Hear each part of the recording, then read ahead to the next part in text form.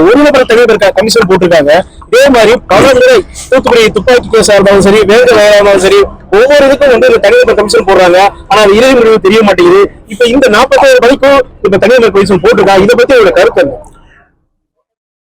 அதாவது இது உண்மை நிலவரம் வெளியில வரணும். பல வதந்திகள் வெளிவந்து கொண்டிருக்கின்றன.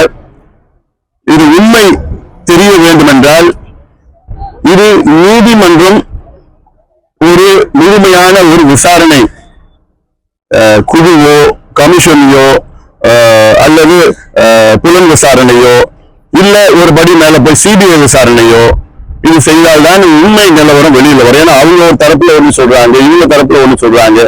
42 உயிர்கள், 42 உயிர்கள், விலை மதிக்க முடியாத உயிர்கள். இது எதனால நடந்தது? இதற்கு யாரு இது சூழ்ச்சியா இல்ல விபத்தா? இதெல்லாம் மக்கள் தெரிந்து கொள்ள வேண்டும். அதுல இன்னொன்னு,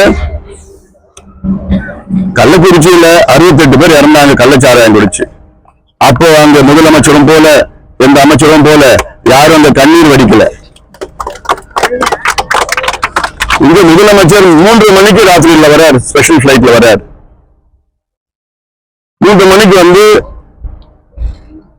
போஸ்ட்மார்ட்டம் பொதுவா காலையில தான் பண்ணுவாங்க, பகல்ல தான் பண்ணுவாங்க. அவர் வரது முன்பு கிட்டத்தட்ட 30 பேருடைய போஸ்ட்மார்ட்டம் அவசர அவசரமா நடந்திருக்கு.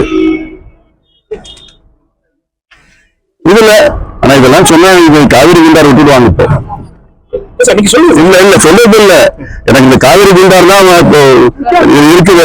அதுவும் ரெண்டுமே முக்கியம் தான் இருக்கு இப்போ. அதனால இதுல இன்னொரு அமைச்சர் வந்து தேண்டி அழுகுறாரு. அவருக்கு ஆஸ்கர் விருது வந்து சீக்கிரமா வாங்கணும்னு நான் ஆஸ்கர் நிறுவனத்தை நான் கேட்டுக்கிறேன். நான்